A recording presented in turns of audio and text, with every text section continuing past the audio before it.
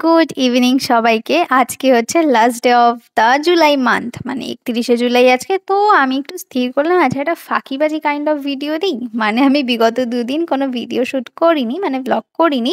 তাই জন্য এই যে ভিডিওটা যাচ্ছে এটা প্রায় ১ মাসের পুরনো। তবে এটা ফাঁকিবাজি ভিডিও হলেও এটা কিন্তু ইনফরমেটিভ। তো এখানে আমি যেটা বানাচ্ছি সেটা হচ্ছে মোচার পোলাও। অনেকে এটাকে আবার গোবিন্দভোগ চাল দিয়ে মোচার ঘন্টও বলে থাকে। তো সেটার জন্য প্রথমে যেটা আমি করছি, মোচাটাকে ভালো করে ধুয়ে নিয়ে একটা প্রেসার কুকারের মধ্যে অল্প হলুদ, নুন এবং সর্ষের তেল দিয়ে গরম জল দিয়ে সিটি মারতে বসিয়ে দিয়েছি। গরম জলটা আমি দিয়েছি যাতে তাড়াতাড়ি হয়ে যায়, এরকম কোনো নেসেসিটি নেই যে গরম জলই দিতে হবে। আর সাইড বাই সাইড আমি গোবিন্দভোগ চালটা জাস্ট আমার ছোট্ট হাতের ১ মুঠো নিয়ে সেটাকেও ঈশতুষ্ণ গরম জলে সোক করে রেখেছি যাতে সেটাও তাড়াতাড়ি ভিজে যায়। আর ইন দ্য মিন টাইম আমি কড়াইটা বসিয়ে দিয়েছি গ্যাসে, আর এখানে সাইডে আলু আর কাঁচা লঙ্কাগুলোকে মাঝখান দিয়ে চিড়ে রেখে দিয়েছি, আর আলু কেটে রেখে দিয়েছি। সমস্ত প্রিপারেশন এখানে রেডি।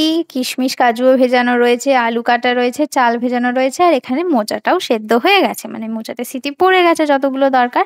তো কড়াই গরম হয়ে যাওয়ার পর সেখানে আমি দিয়ে দিয়েছি সর্ষের তেল। আর সর্ষের তেলের এমন একটা করুণ পরিস্থিতি ছিল সেদিন যে সব জায়গা থেকে কুড়িয়ে কাছিয়ে যেটুকু তেল পেয়েছিলাম সেটুকুই তেল দিয়েছিলাম।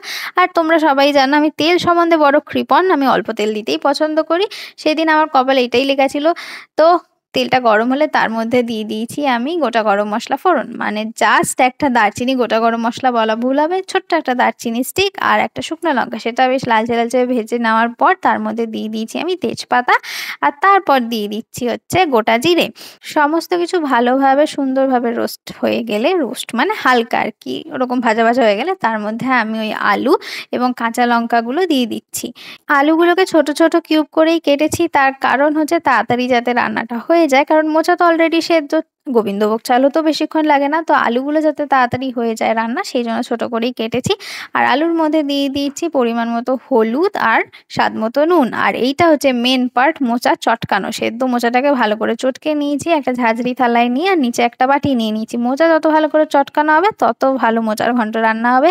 এখানে আলুগুলো ভালো করে ভাজা ভাজা হয়ে গেছে, দেখাই যাচ্ছে বেশ সুন্দর একটা লালচে লালচে ভাব এসছে। আর তার মধ্যে এবার দিয়ে দিয়েছি গোবিন্দভোগ চালটা জল ঝরিয়ে। অবভিয়াসলি জল শুদ্ধ দিলে তো সেটা প্যাতপ্যাতে হয়ে যাবে, পোলাওয়ের জায়গায় ওটা পুরোটাই ঘন্ট হয়ে যাবে।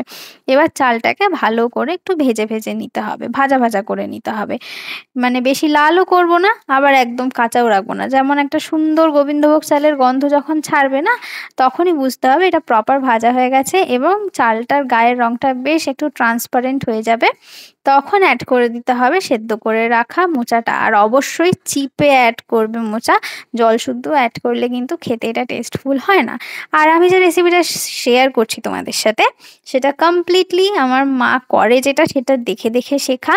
মায়ের মতো টেস্ট অবভিয়াসলি হয়নি রান্নার পর, কিন্তু আমি এভাবে করেছি, এটা আমার খেতে ভালো লেগেছে এবং সবাই মোটামুটি ভালোই ফিডব্যাক দিয়েছে, খুব একটা খারাপ হয়েছিল না রান্নাটা। আচ্ছা, এবার মোচাটা দিয়ে দেওয়ার পর সমস্ত কিছু একসাথে ভালো করে মিক্স করে নিতে হবে, মানে নেড়েচেড়ে নিতে হবে। তারপর সামান্য পরিমাণ ঈশতুষ্ণ গরম জল আমি দিয়েছি, যাতে ওই যে বললাম যাতে তাড়াতাড়ি রান্না হয়ে যায়। আমার অত দেরি করে রান্না ঠিক পছন্দ না, ওই জন্যই আমি ঈশতুষ্ণ জল অ্যাড করেছি। তোমরা চাইলে নর্মাল জলও অ্যাড করতে পারো। আর ঈশতুষ্ণ জল অ্যাড করার জন্য ওই কড়াইতে ঢাকাও দিতে হয়নি আমার, তাতেই আলু এবং যে গোবিন্দভোগ চাল দিয়েছিলাম সেগুলো সেদ্ধ হয়ে গেছে, বেশিক্ষণ লাগে না। ব্যাস, আর কি, আর তো বেশি তামঝাম নেই, রান্না তো শেষের মুখে। এইবার এখানে অ্যাড করে দেব হচ্ছে 1 টিস্পুন মতো ঘি, আর ওই ভিজিয়ে রাখা কাজু কিশমিশগুলো। এই কাজু কিশমিশগুলো দেওয়ার পর এবং ঘিটা দেওয়ার পর না, এটা দুর্দান্ত গন্ধ বেরোয় গোবিন্দভোগ চাল সমস্ত কিছু মিলেমিশে। এইবার মেন কাজ, সেটা হলো মোচার ঘন্টের মেন পার্ট, সেটা হচ্ছে ভালো করে নাড়াচাড়া করা। এই যে এই নাড়াচাড়াটার ওপরেই ডিপেন্ড করছে মোচার ঘন্টটা কতটা ভালো হবে। আর তারপর লাস্টে দিয়ে দেবো হচ্ছে 1 টিস্পুন মতো চিনি। বেশি চিনি খাওয়া আমাদের বারণ, তাই জন্য অল্প চিনিতেই রান্না করে থাকি আমি মোটামুটি। এবার মোচাটা এরকম নেড়ে চেড়ে লাস্টে যখন আটো আটো হয়ে আসবে, তখন নামানোর আগে সানরাইজের গরম মশলা আমরা যেটা ইউজ করে থাকি, এই গরম মশলাটা ছাড়া না এখন আর কিছু পোষায় না। আর লাস্টে যখন এরকম একটা বেশ সমস্ত কিছু মিলেমিশে একাকার হয়ে একটা মন্ড টাইপের টেক্সচার হয়ে আসবে, তার মানে বুঝতে হবে মোচার ঘন্ট ইজ রেডি টু সার্ভ। আমি এটা প্লেট আউট করে নিয়েছি। এইবার হচ্ছে যে টাইম অফ ট্রুথ, মানে হচ্ছে আমার পরীক্ষার ফল। নিজেই টেস্ট করি আগে, তারপর নয় লোককে খাওয়াবো। তো taste wise it was very good. আমার এক্সপ্রেশন দেখেই তোমরা সেটা বুঝতে পারছো। ট্রাই করো, ভালো লাগলে জানিও।